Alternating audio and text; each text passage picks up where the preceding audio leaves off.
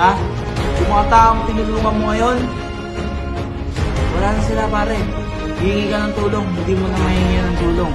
Ranas ko yan ngayon. Yung mga taong kaibigan, yung mga nakakasama ko sa bahay ngayon, wala na sila.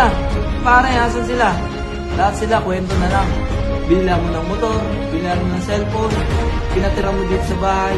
Wala na sila pare, wala sila natulong sa akin. Na-exing ko yung butas. Wala pa ako pinawala sa akin. Okay?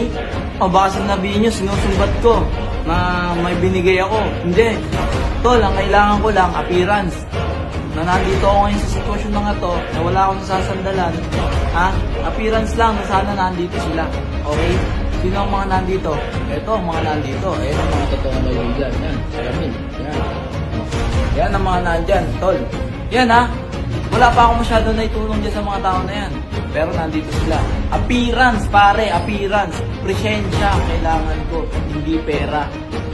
Matutulungan mo ako. Hindi ganun. Appearance lang na nandito ka.